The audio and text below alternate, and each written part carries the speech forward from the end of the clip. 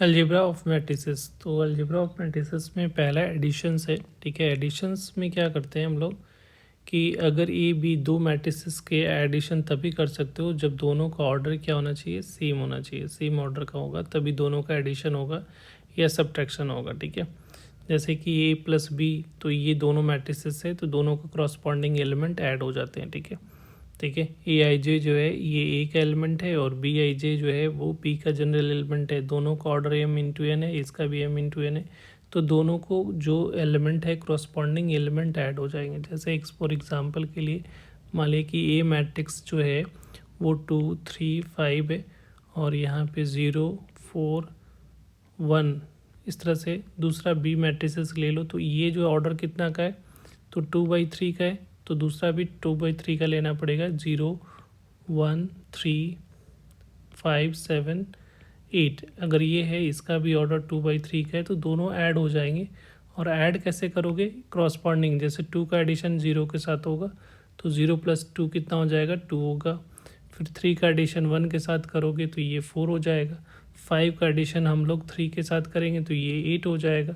Similarly 0 का किसके साथ ऐड करोगे, 5, जो भी इसके सामने जो एलिमेंट है उसी के साथ ऐड किया जाता है। तो ये 0 + 5 कितना हो जाएगा, 5। फिर 4 को 7 के साथ ऐड करोगे तो ये 11। फिर 1 को 8 के साथ करोगे तो ये कितना हो जाएगा, 9। और इसका भी ऑर्डर जो आएगा वो भी कितना का होगा, 2/3 का ही होगा। ठीक है, उस तरह से ऐड के जगह पे अगर सब्ट्रैक्ट होता है तो दोनों क्रॉसपॉन्डिंग एलिमेंट सब्ट्रैक्ट हो जाता है। ठीक है, जैसे यहाँ पे अगर सब्ट्रैक्ट हो जाएगा तो इसके क्रॉसपॉन्डिंग एलिमेंट सब्ट्रैक्ट कर सकते हो। ठीक है, तो ये प्रॉपर्टीज होता है। बट वही डिटर्मिनेंट में एडिशन होने के लिए क्या करना पड़ता था हम लोगों को, किसी दो रो या कॉलम, दो रो या जो कॉलम दो से में किसी एक ही रो या कॉलम में ऐड कर सकते। तो उसके लिए आपको जो रिमेनिंग जो रो या कॉलम जो होना चाहिए वो एग्जैक्टली सेम होना चाहिए। ठीक है, जैसा कि डिटर्मिनेंट में आप लोगों ने पढ़ा होगा। बट यहाँ पे क्रॉसपॉन्डिंग एलिमेंट का एडिशन और सब्ट्रैक्शन होता है। ठीक है, सेकेंड पॉइंट है एडिटिव इन्वर्स। अगर दो मैट्रिसेस को ऐड करने के बाद ये जीरो जो है नल मैट्रिसेस हो जाता है। ठीक है, तो ए बी जो दोनों क्या कहलाएगा, एडिटिव इन्वर्स कहलाएगा। ठीक है, या सिंपल लैंग्वेज में समझ लो कि ए इज या -a जो होगा इज एडिटिव इन्वर्स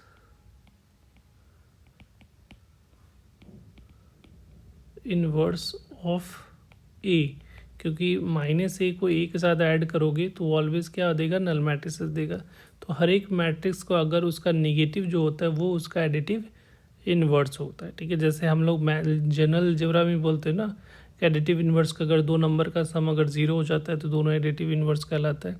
उसी तरह से मैट्रिक्स में अगर दो मैट्रिक्स का एडिशन का सम, एडिशन का जो वैल्यू होगा अगर नल मैट्रिक्स हो जाए, ठीक है, तो दोनों मैट्रिक्स एक दूसरे का एडिटिव इन्वर्स कहलाते हैं। राइट, तीसरा पॉइंट है स्केलर मल्टीप्लिकेशन। ठीक है, स्केलर मल्टीप्लिकेशंस का मतलब होता है कि जैसे डिटर्मिनेंट में अगर ऐड मल्टीप्लाई करते हो तो किसी पर्टिकुलर रो या पर्टिकुलर कॉलम में उसका मल्टीप्लिकेशन होता है। ठीक है, यहाँ पे अगर मल्टीप्लाई करोगे तो हर एक एलिमेंट से मल्टीप्लाइड होगा। ठीक है, तो जैसे एग्जांपल के तौर पे मान ली कोई मैट्रिसेस थे, A/A का मैट्रिसेस है, A B C और D।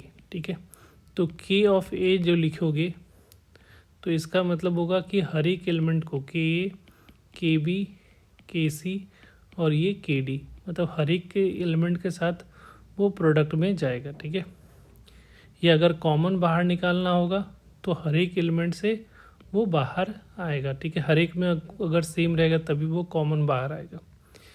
बट डिटर्मिनेंट में ऐसा नहीं था कि अगर K से मल्टीप्लाई करते तो किसी पर्टिकुलर रो या पर्टिकुलर कॉलम में मल्टीप्लाई होता है, या किसी भी रो से बाहर निकालना होता है तो पर्टिकुलर रो या कॉलम में इक्वल होना चाहिए। बट यहाँ पे बाहर तभी निकाल पाओगे जब हर एक एलिमेंट में वो चीज़ कॉमन होना चाहिए। ठीक है, तो ये ध्यान रखना है। आई होप क्लियर हो गया होगा। Thank you. अच्छा, एक पॉइंट और इसमें था जो हम लोग जो है ट्रेस ऑफ मैट्रिसेस। तो trace of TR of A अगर निकालते हो तो अगर इसका ट्रेस क्या हो जाएगा, A + D होता है। तो ट्रेस ऑफ ट्रेस ऑफ के ऑफ ए निकालोगे तो इसकी वैल्यू क्या हो जाती है, के ए प्लस के डी हो जाएगा। तो के कॉमन निकाल रहे थे तो ये क्या आ रहा है, ए प्लस डी हो रहा है। तो इसका मतलब ट्रेस ऑफ के इंटू ए में जो होगा वो अगर कांस्टेंट से मल्टीप्लाई करके ट्रेस निकालोगे तो के बाहर आ जाता है, ठीक है, जैसे दिख रहा होगा ये किसके बराबर, के इंटू ट्रेस ऑफ ए के बराबर दिख रहा है। तो ये के ऑफ ट्रेस ऑफ ए के इक्विवेलेंट होता है। तो ये चीज़ भी एक इम्पॉर्टेंट प्रॉपर्टीज, इसको भी ध्यान रखना ट्रेस के फॉर्मेट में, राइट। ट्रेस जो होता है वो डायगोनल एलिमेंट का सम होता है, ठीक है। तो अगर किसी मैट्रिसेस का ट्रेस निकाल रहे हो और मल्टीप्लाई करके ट्रेस निकालोगे तो जितना से मल्टीप्लाई करोगे वो जो ओरिजिनल ट्रेस में उतना से आगे ही मल्टीप्लाई कर सकते हो, ठीक है। Thank you.